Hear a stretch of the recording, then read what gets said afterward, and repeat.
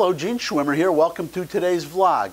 I'm back again with my barely readable notes in no particular order, which actually is pretty much the way I live my life. But we're not here to talk about my life. We're here to talk about interesting subjects that pop into my head throughout the course of the day.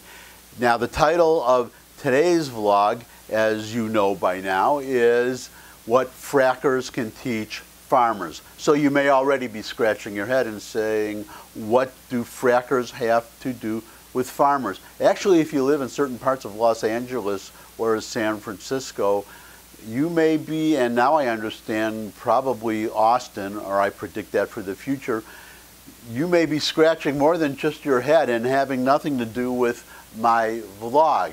Conditions in certain parts of that city are pretty bad there. But look on the bright side. You don't have typhus or black plague, at least not so far. Tomorrow is always another day. By definition, tomorrow is another day. It's not today, because today is today. But I digress. What frackers can teach farmers? That's the subject for today. I'm going to start out with talking about the inspiration for today's vlog, which is Donald Trump and his negotiations or his policies towards China. The main problems that we have with China are twofold: stealing intellectual property and forced technology transfers. I'm not going to go into a lot of detail on that today.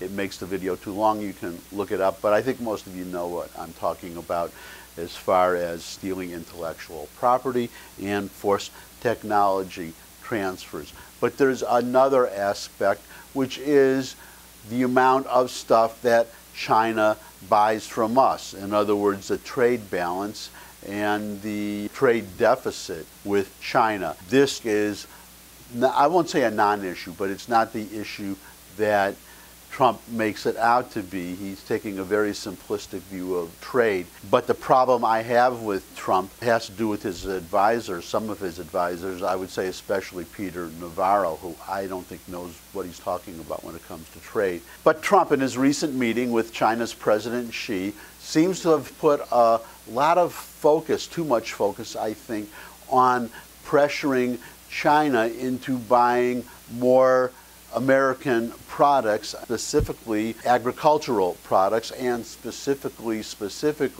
soybeans, products like that, but I'll focus on soybeans. Now, I addressed this issue some time ago in an earlier vlog that I think the farmers are making a mistake.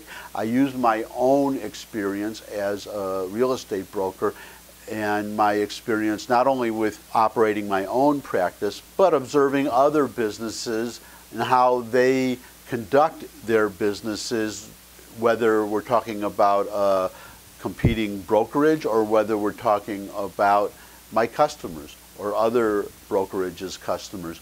And that is the problem when you rely overwhelmingly on one customer.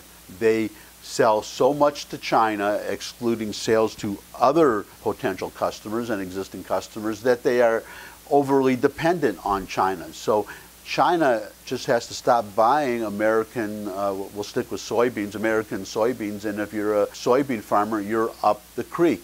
You have not diversified. So that is my advice to America's farmers. Regardless of what happens to China, you have to diversify, to look for other customers, to build a wide base of customers. It's better to sell a little bit to a lot of customers individually than to sell a lot to one customer. And it's not just farmers, it's also the electronics industry and computers, computer screens, and all kinds of products where we rely overwhelmingly on one country, China.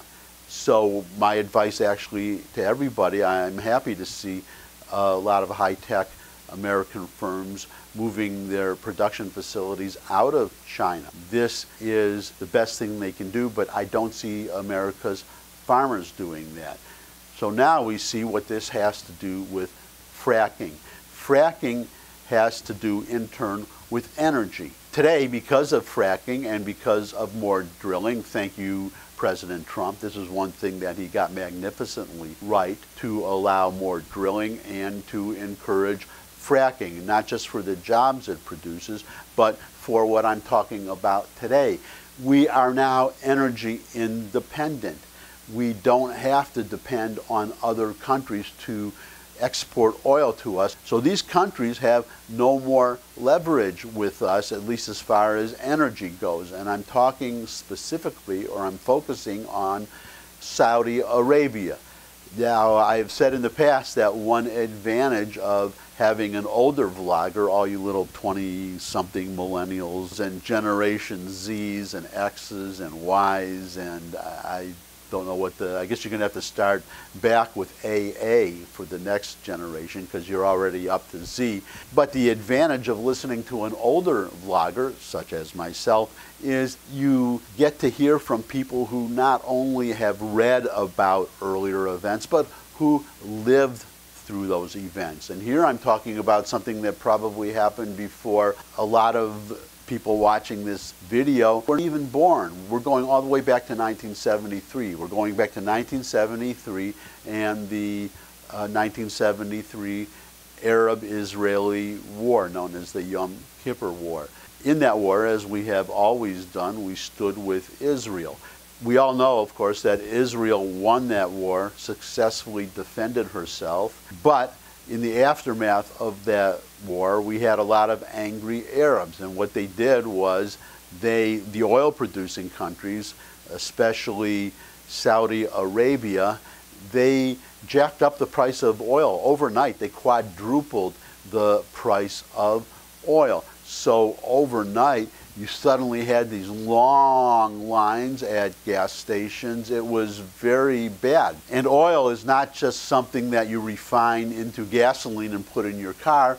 Oil has a lot of other uses, for instance, in making plastics, all the way down the manufacturing food chain. So it's not just when the price increases, but when it increases that suddenly, it has a very, very bad effect. I can tell you personally because I lived through it. But today, the situation is much different. We have various reasons for working with Saudi Arabia, but we don't have to depend on them for energy anymore.